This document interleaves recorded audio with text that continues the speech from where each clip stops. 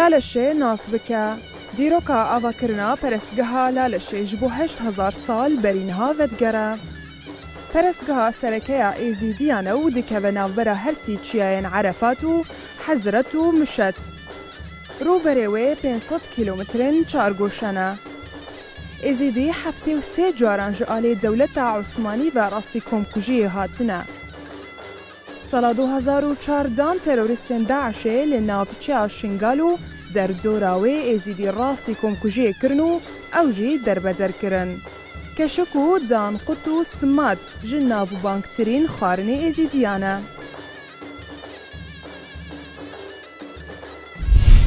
کاروانم کاروان رمایا الحضرت دایکو باب مایا دبلا مري شنقالا خفيم نبي قيمته ولا خلق مايا تماشواني تيجا وقت تحسين كوري خدر فقير استرامش تيتا ناس كرن اسمه باني سركي برنامج كاروانم ازديا بردوام كارواني ماجي وي بردوام باو مرة بي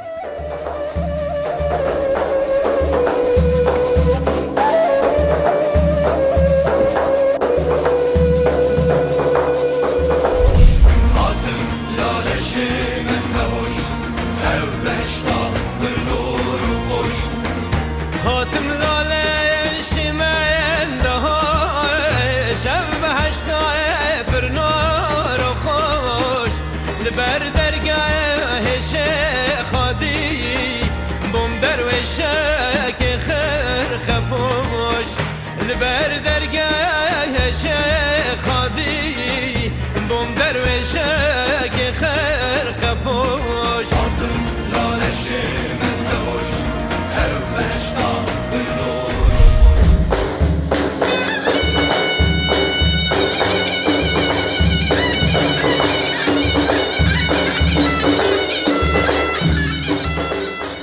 كاش مرة إشارة بدي أجبرفان کو برپرسکی بارکی گران سر ملیتا اف کچو اشندا کو خوش کد ماده 11 دا رجوان چندا اش مره بده دیار کنو قالك سباس بخوش حال بوم في ديدار الجنابتا نویسینگه هما اكش ارمان جتو اتسرکی اوا کو رزگار کرنا وان کسو کارت ما ابيت كفتنا دست تيرورست داعش دا سپاس بو خودی کو هر دسپیکا کو ما دست بکاری خو کری و هاتانو کا 3244 کس هاتی نرزگار کرن نزدیکی 3100 کس هات ما دست تیرورست دا اما وکو نویسینگه مسوس ودا خلق خو کو هولو بزاوید مدید بردوام مرزگار کرنا کسو کارت ما که حسین مدیم موقع گوتی زانبن چه اشئت کا رزگای بی راحتیه کرنو اللي أنا وقتي هون زاننو خلق جيزانا چند السيستم كي رهانه درباس كرين سيستم كي قالك بزعمه ما ديم زاننو وقتي وتشل برا وتشجر بيتا كرين اجبان داك خوش كد مره ام وكو نویسینگه کارما اسرکی رزگار کرنا ساعت خوش بله کو ام افادی تیرین بو دزگهات وان رخراوت ان جي او رخراوت يو ان يعني شك حكومه هرما كردستان ما قال هندك تنسيق قال هندك رخراوت بياني كو هندك سنتريت فكرين بو اعاده تاهيل كرناوان ديسا سنترك سرب سركاتي استقلاميات دهو كشبه ما فكري بو اعاده تاهيل كرناوان چنگو اف كسو كارد ما افيتين اف هندك شماوي 3 سالا يعني بتر 3 سالا دستوان تيرورستادا بن ظلم زورداريا دولة إسلامية دا لو ما شك باريوان إدروني حماش بيتك شوي باريوان جستي تك شوي أبا حموش بيتي في كو بين تأهيل كرن بين علاج كرن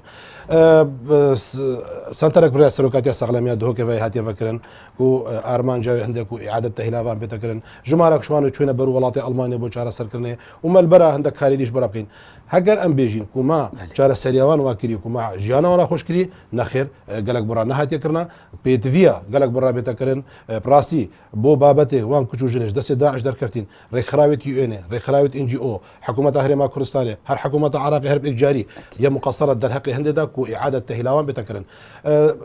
لو ما شك افش تفكرت هندي هكر افبارو دوخي ابوري وابشر داعش بصر حكومه هرما كردستان دا نهضبا اكيد ابا حموش دينا اعاده تهلك المشويكي قالك الريكو بيك لو ما شك رخراوت جفاق السفير رخراوت يو ان مجتمع بنافي انسانيه تتاخذ راستي بوفان كجوجنا مقصرة حطانو كشكو براستيش التاريخ شده إيتا نفيسين كو صالت فان صالت شويدا كو جمارك وان كسا هاد نقرتن جمارك هاد رزقا كرن وكو بيتي في كاربرانا حتى كرن كاك حسي مديم زانو كقوتي إيد كاش الدست داعش دا يعني النسبة وانش استديت شنديل الكي منطقي هانا رزقار كرنش كي منطقي حطانو كا بترش صدي بينجي ما يتهاتينا رزقار كرن كيم ترش بينجي صدي بتماين بجا ما فياشكو ام خلقي خو دلنياكي خلقي كردستاني بقشتي كسو كاريت قرتيا الحسبي توجيهات برسلوكي حكومة كاك نيشيرفان بارزاني كارما ان بيسينجه يبردوامه ودي يبردوامه تحط اكس ما بدستي كيلو صار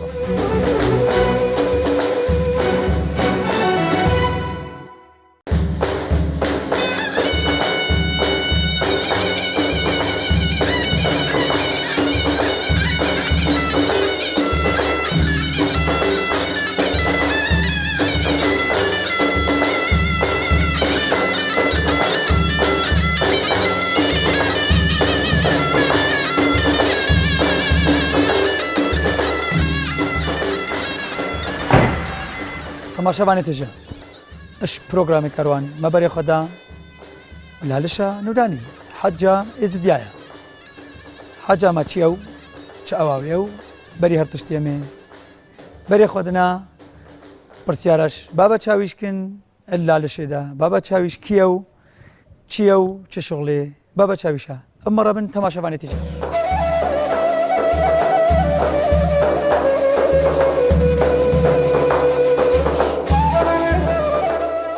مدوی ام و تماشاوان همو زانبین بابا چاویش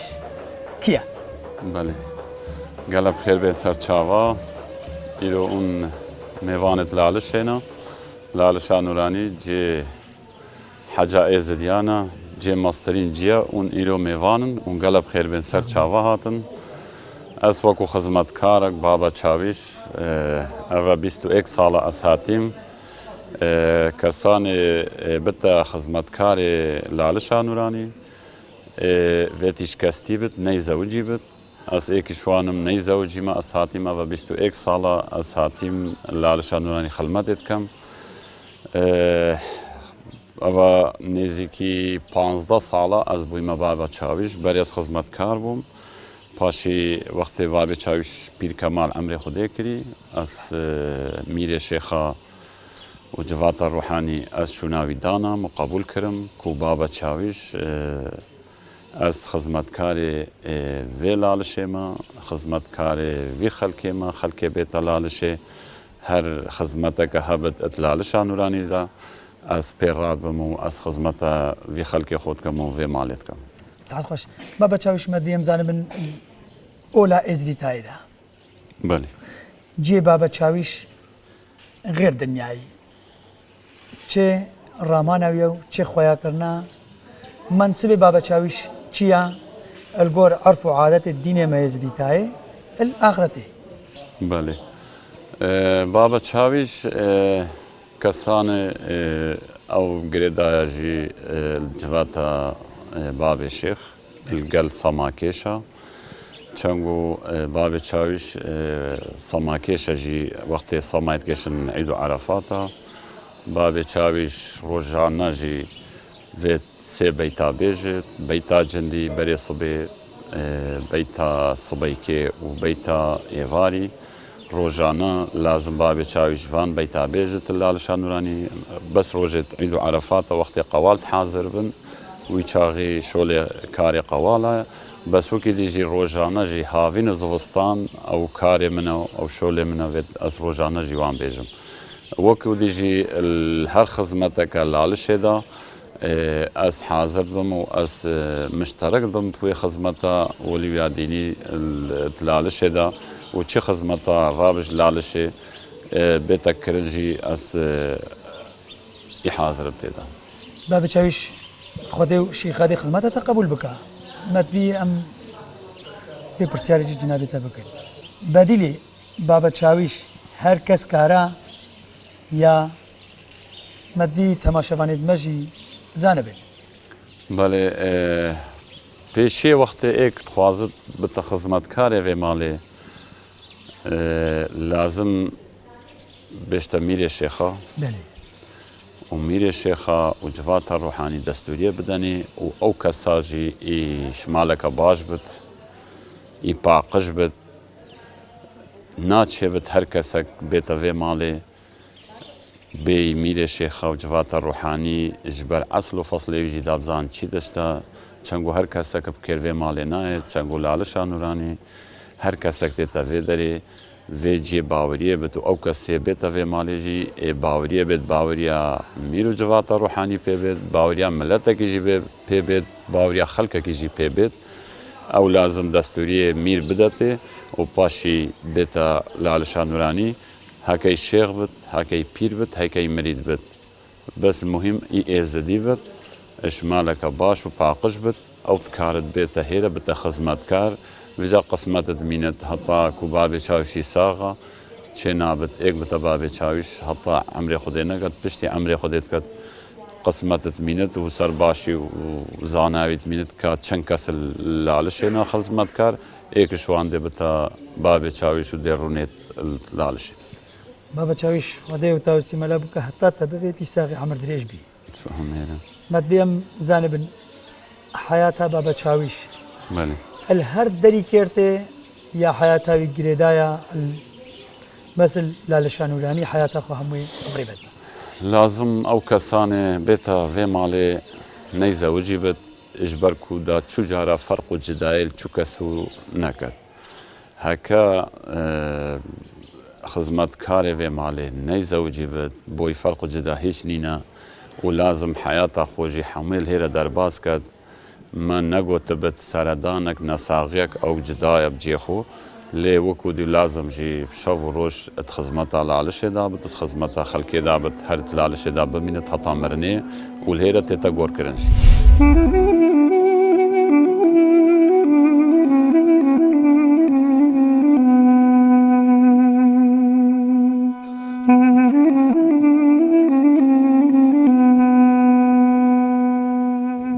ام هرت لالشا نورانينا الجور عرف وعادة الميزديا ام چند پرسیارش فقیر رشید بکن لالشا نورانی چرا چیه؟ بله فقیر اف چرا لالش همو روجات نهل کرن 366 فتیل والقلية لالش هين همو روجا بيتي ساعة سي مثلا زبستان انه بيتي ساعة سي ونيف دست بيت كان لالش همو يفان چرا فيستخن وهر فتيلة كدانين هر چرا كدانين ابناوي چاكا كي خديا واوان فتيلة عملت كين دا او نشان نينا هندا كرن چنگو هكر محلنا كرن او نشان دي هندا بن بجا سر وقت اف مالا چيوي هطا فيغا نهو او موان چرا همو روجا فيتخين القلية لالشي فقیر رشید مدبیم زانبن بله چرا هر کس کارا خلمتا وی چرایی بکا ویخا یا او نا بس مالا فقيريت مجيوريت شي خادي شوي مالي افان شرا هلت كان هبو روجا واني وشارشم بعيد عرفاتا فقرا مالا شي خادي او طا بغوري شكل قلت جيرتن بس روجت نعيد بن نشارشم بن او طا بغوري قال ناقريتن بس وقت دي حمو روجا شرا يتلالشي افي اجري تن هلكرن الزقي معبدي وجدرفي معبدي وقال لي لالشي حمو تن هلكرن فقير 366 نيشانگه بله لالشيدنا بله هر نيشانگه که فتیلک تفی خستنه ناوی بله هر کی نافي هي شوف فتيليت بنافنين يعني نوم بيتشينا برسندروكا شيخادي يا شيخادي والي يا ملك شيخ سن والي هر بر سوارد مال آديا هفت فتيلي هفت سوارد مال آديانيا هر عردكي بيتشي نافي هي ديتشي درباز بيبر شيخ بكر فتيلاي وهي شوف فتيليت بنافنين حمو نافي خوي هي نافي اولياء خدينا وشاكت خدينا القليه لالشي تقريبا ما دام زانب نمو تماشافاني تخو همو زانبن بله افجرات چه معنى دي جرايا چرا رونايا اديك رونايا وچرا دا او نشانته هندا کرن بنافي وي اولياء خدي ام هلت كين دا نافي يرهبت في دنياي وروناي ام ازدي تزاني يعني عبادتها ما روشلات وروش افايا يعني روناي نجمه هر عزيزه تي اغرا وروجا هيفا ستيرا يعني نجمه ازديا ام يا بيروزا هرو افجرا اللالشي تتفي خستن بله یا بەس ڕۆژێ دوانن معینە نا هەموو ڕۆژە ئەوان چرا هەڵکردنەوە گەلێک کوتین تەلڤیزیۆنا دەبێژن ئینی و چارشەم بوو نا لالشی هەموو ڕۆژە تێنە هەلکردن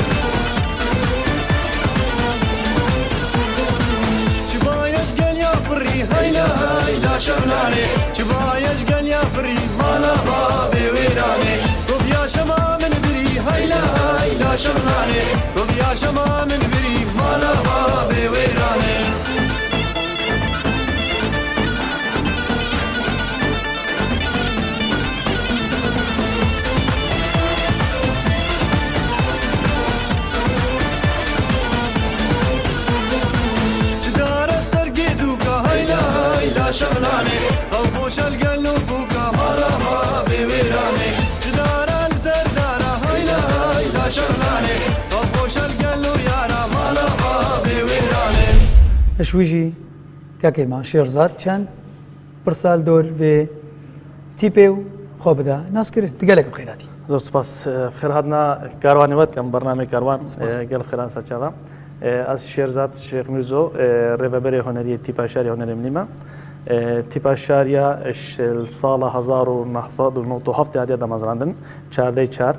لێبەرێ هەزر و بیر هەبوون گەلک گەنج و خۆرتت ئێ کۆمەلگەی هەبوون گوتویە مەسەرەن گرۆپێکی هۆنەریان چەند عادات و تەقالیدی مەسەرەن جەژن و هەلکەفتت مێت ئێزیدیا و نەتەوەی دیارکرد لێ ئەو دەرفەتە نەبوو پشتی سەرهەلدانا پیرۆز کوهاتی هەردیسا کۆمەڵێکە کەچ و خۆرتا خۆدایەک و چەند چالاکی پێشکەشکردن ئەتوی دەمیدا هەزرێک چێ بوو بەرپرسە تیپێ اسماعیل شێخ میرزۆ و ئەوی دییا تیپێکە هۆنەری چێکەت و هەموو وەکیان بێژین عادات و تەقالیدت مێت ئێزیدیا و نەتەوەی و ئاینیژی هەموو دیارکرد ئەتوی دەمیدا تیپا شاری هاتە دەمەزراندن چاردەی چار ساڵ 1997 یەکەمین چالاکی جەژنە سەرێ ساڵە ئێزیدیا توی دەمیدا هاتە هاتە دیارکردن کوچا یەکەمین چالاکی لێ دەمیدا هاتە پێشکەشکردن شێرزاد تیپش چەند کەسا پێکتی ئەف تیپە هەلبەت گەلە قۆناغادا دەرباز بی یعنی بیدایەتداکەن بێژین دەستپێک کاوێ تیپێ کۆمەڵەکە کەچ و خۆرتن شاریا بوو ئەم بێژن توی دەمینە نێزیکی ئەم ئێکشوانە ئەز بووم گەلدا هەتا نۆمایم بەس لێ چواندا دیت نوتکە نەمانەژێتری بەرپرسێ تیپێ توی دەمیدا ئەم 10 کەس بووین تقریبان پشتینگی هێدی بەرفرا بوو تیپا شاریە توی دەمیدا تیپا شاریە هونەرێ ملی بوو لێ بزافکردن و پشتی جێ خۆدی تیت و بەردەوامی و ئەکری و چەند بزاو و چالاکی کردین ئیدوی دەمیدا هەزر بەرفرا بوو لەما ئەدوی دەمیدا تیپا شاریە بوو سێ چار بەشێت هۆنەری ملی هات نەکردن بەشی مۆزیکی هاتەوەکردن بەشێ وەکیان بێژین شانوێ هاتەوەکردن بەشێ هۆنەری ملی هەلبەت بەشێکی سەرەکی بوو پاشوی دەمیدا هەردیسە هەزر هات بەرفراکردن بەشێکی زارۆکە هاتە ئەنجامدان ئەوی بەشی زارۆکە مەلوێدەکی دەما گۆوارێکژی ناخوارێت گۆوارێک ناوێشالوت ئەتوی دەمیدا جالاکی بەرفرابوون لەو ماک و بەشێمای زارۆکە ئەم شێن بێژین و گەل بەشێ شانوێ سێ چار شانوێت گوتی سەر ئاستێ سەرپارێزگەهێ پێشکەشکردن و سەرکەفتیانە پێشکەشکردن و هەمان دەمدا بەشێمەی مۆزیکی ژیانی گەلک بزاو و چالاکی کرینە و بەشێمە ئەمکن بژین ما دوو گۆڤارینان دەر دوو عدد دوو ژمارەیەک و دوێ گۆڤارە شالوژی دوی دەمیدا بەرابەتر فڕابوو هێدی ما تێرێنی و تیپا شاریا هەگەر بمینێت تیپا شاریا هۆنەرێ ملی باشترە و ئەم بتر بە شاب خۆڤەگیردەی بەلکو کەسی دی هەنا ئەکادمینا خەریجەت شانوێنە یانکو مەسەن شانۆڤانن یان ئەم شێن بژن مەسەن مۆزیکجان هەلبەت بەشێ مۆزیکی نهۆمایە ڤیدەمیدانەوە تیپا شاریا مایە تیپا شاریا هۆنەرێ ملی و بەشێکی مۆزیکی گەلمەیە ئەوژی بۆ خزمەتە هۆنەرێ ملی دەمێ ئەم تابلۆیەکی تشتێکی پێشکەشکەین.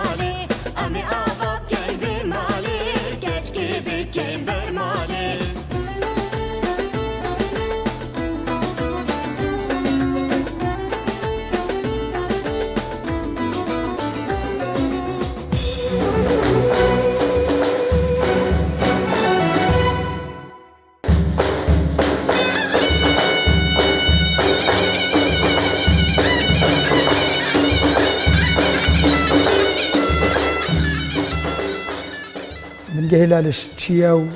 چش ئێزیدای ڕاتەکردن و کارێوی چییە؟ بەێ gelek spas piştî azadiya Kurdistanê li sala notoyekê Siraldana gelê Kurdistanê çêbûyî beşekî resenj axa Kurdistanê hata rizgarkirin ebû êzdiyan jî du caran hatine rizgarkirin carekê wek netewê û carekê wek ahîn her piştî notoyekê du salan ev bingeha lê 12,1993 Hepsaya Seriya Roşenbîr û Xemxorê êzdiyan hate damezrandin û kar û xebata xweş kira saxkirin û nasandina Keleporê Kurdiyê Resan tayibe jî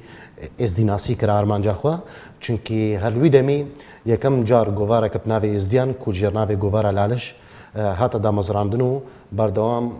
kulturê êzdiyan ew vekolînê ser êzdiyan nav wê govarê de bi her sê zimanên Kurdî û Erebî û pîtê Latînî jî hate weşandin. Ekim xema bim çend weka gotî pirsiyareke ser bingehê Laliş bikin Lian navek sere Laliş. Karê bingehê Laliş aliyê olî ve çiş êzî daîretê te kirin. Belê. Me got her piştî bingehê Laliş hatiye damezrandin hewla zanistîkirina ola êzdiyan hate kirin çunkî berîngî gelekî bi şêweyekî nezelal nivîskarên biyanî taybê jî nivîskarên Ereb berova ji ser êzdiyan nivîsîbûn ji ber hindê jî êzdiyan helwî demî rêka vî bingehî re û piştevaniya hikûmeta Kurdistanê hewldan pertûkeka êzdiyatiyê ku li hemî qutabxanê êzdiyan yekem cara êzdî اولا خو اتناوا قطابخانه کردستان دا بخونن بشوی کی درست خدمت ازدیناسی هات کرنو او کلتور و شعالیه دینی و بتایبت میتولوژیا ازدیام شوی کی گشتی اتنا پرتوگادا هات خواندن زیدباری هنده کو خدمت کرنا اولا ازدیان پرزگاه ازدیان خدمت کسایتیت ازدیان یت اولی یت روشنبیری یت اکادمی خدمتوان هات کرن یعنی بنگهل علش پشتی هاتی دا مزراندن هیدی هول دا تشقن خو برفرها بكت چونكي حتى بري سال 2003 خدمتها بنكي لالش بهرابتر لازديت سرب هريما كردستاني فبو كون زانجي حتى 2003 تني 10 صدي اش ازديات رزقار كريبون بترياوان هشتا انكو نوت الصدي جريداي دفرين دربي اداره هريما كردستاني بود بندستر رجيمان فاشيست بو يا شناف تشويفا بيشتي 2003 وبشتي عراق بشويكي قشتي آزاد بوي أو منطقة كردستاني هني آزاد بوين كو بتريا نوت الصدي شوان دفران جارة كديت إزديان فقر نسا كردستانا يا دايك باوشا كردستانا دايك بنكهي لالش هرزو طاوي نيفيسنجيت خو نيزيكي تشل طاوي نيفيسنجي هانها بنكهي لالش هن الحمي دفرت إزديان كو تايبجي منطقة شنغالي بنكهي لالش تركيزك باش خصنا سروي منطقة بحكم هندي كو بري درجه ديرو كده او منطقه توشي قالك انفال وجينوسايد بو تعريب كرن البتريا منطقه الوي منطقه هاد بكرنج برهنديجي بنجهل علاش بتري 15 شازن نيفيسنجه ودو تايت رئيسي الوي منطقه فكرن داكو زمان خوب درستي اولا خوب درستي حمي الي كنار جيانا وان تريكا بنجهل علاش ربكار خدمتها خلكي خوب كان فرجع فما بنجي برسل جيبكن بري 2014 كاري بنجهل علاش تشبوش او خويا كرنا ناساندنا اولا يزيد تايبا وبشتي 2014 چل برا و چكريا و چه بكش ازي تايلا يعني شروي را غاندنيغا امتكارن بنجهي لالش بسرسي قوناغا را داباج بكن قوناغا كما قلت الصلاه نوتو سي هنجي بريكا غوفارا كي وهندك وشانت نافخوي خدمتها ازديات كر قوناغا يا نوتو حتى 2003 قوناغا قديبو كو ازدياتي هندك تشد نوهات ناف غراباني داب غوفارا لالش بتر برفرها بو برنامج از ديال الساتلايت كردستاني بردام تادنا خوال راديو كردستان تادنا خوال بس 2016 حتى 2014 قناغا قديبو كو بيشتي اف منطقه ما يدي ازاد بوين طاي نفسنجيت لالش هادني فاكرين غوفارت لالش الوان منطقه بربلا بوين حتى في خدمتها كلتور كلبوري ازديام شيويكي قالك زانس تاكرن البيشتي 2014 بياما بنجي لالش برف اغستايك ديفاتشو